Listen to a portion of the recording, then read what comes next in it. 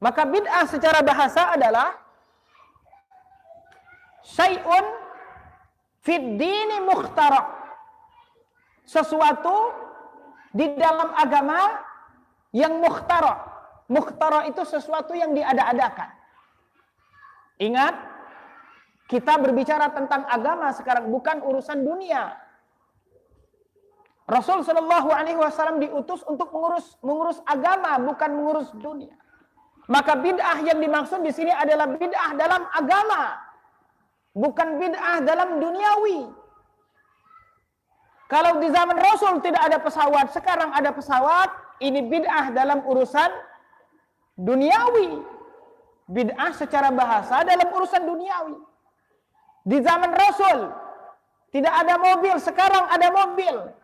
Maka ini bid'ah secara bahasa yang sifatnya duniawi. Tayyib. Sesuatu yang sifatnya duniawi. Rasulullah Sallallahu Alaihi Wasallam diutus oleh Allah Subhanahu Wa Taala untuk mengurus agama. Jadi ketika beliau berbicara tentang bid'ah, maka maksudnya adalah bid'ah di dalam agama.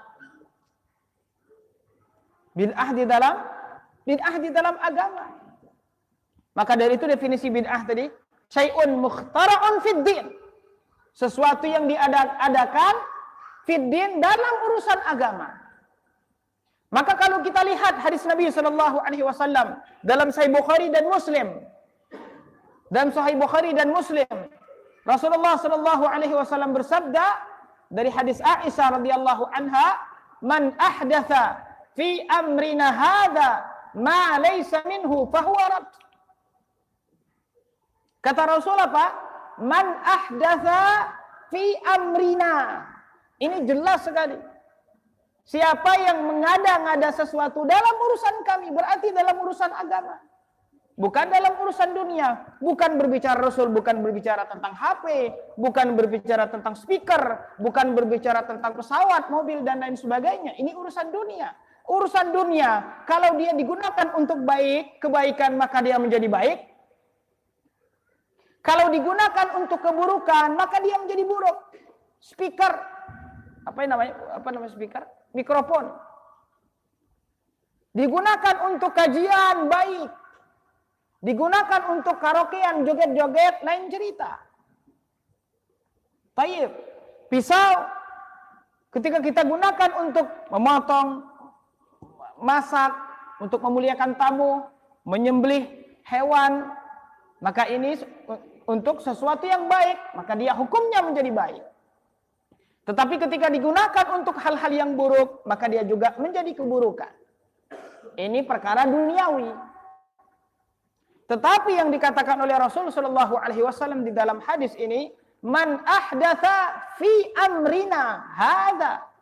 Ini jelas sekali. Rasul berbicara tentang masalah agama, bukan masalah dunia. Man ahdatha fi amrina hadza, kata Rasul. Ini hadis peringatan. Barang siapa yang mengada-ngada, ahdatsa yuhditsu ihdaats. Mengada-ngada sesuatu dalam urusan kami. Ma laisa minhu. Tidak ada tuntunannya darinya dari agama, dari urusan Rasul tadi. Apa kata Rasul? Fahuwa rad, maka dia tertolak. Mohon maaf. Tidak ada upahnya, tidak ada pahalanya. Tayyib. Begitu juga hadis di dalam Sahih Muslim dari hadis Abu Hurairah radhiyallahu anhu. Man amila amalan laisa alaihi amruna fahuwa rad. Barang siapa yang berbuat yang tidak ada tuntunannya, maka dia tertolak. Jelas sekali.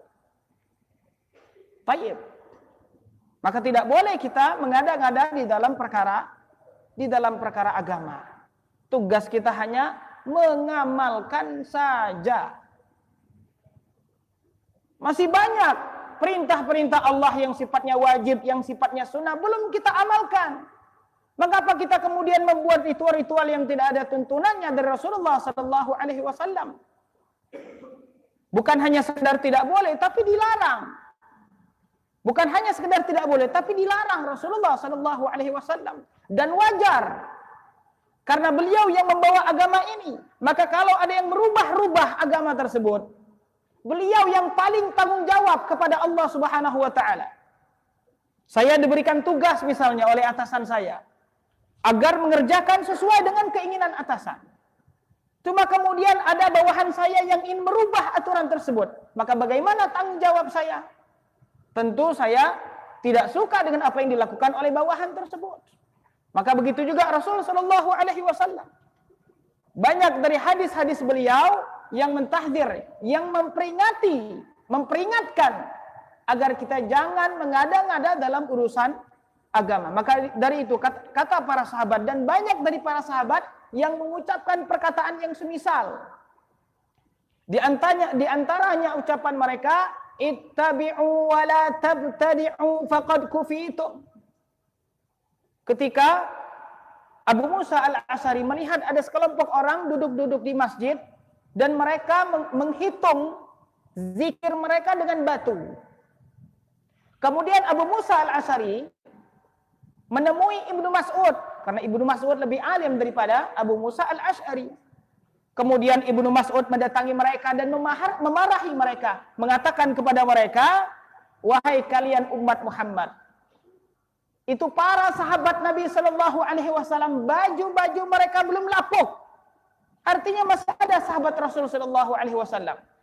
Peralatan-peralatan makan minum mereka masih belum pecah, artinya masih ada mereka. Tetapi kalian telah berbuat sesuatu yang tidak ada tuntunannya dari Rasul Shallallahu Alaihi Wasallam. Yang kalian lakukan tersebut bisa jadi, artinya yang kalian lakukan tersebut kalian anggap lebih mendapatkan petunjuk daripada sahabat Rasul. Artinya kalian melakukan sesuatu yang tidak dilakukan oleh sahabat Rasul, seakan-akan kalian lebih mendapatkan petunjuk daripada sahabat Rasul. Atau kata Ibnu Mas'ud, atau yang kalian lakukan adalah membuka pintu kesesatan. Atau yang kalian lakukan adalah membuka pintu kesesatan. Au taftahuna abwab ad-dhalal. Atau yang kalian lakukan tersebut adalah membuka pintu kesesatan. Maka jelas sekali. Terus kata Ibnu Umar, kullu bid'atin dhalalah wa in ra'aha an-nasu hasanah. Semua bid'ah adalah kesesatan walaupun manusia menganggapnya itu baik. Karena yang menjadi timbangan baik itu siapa?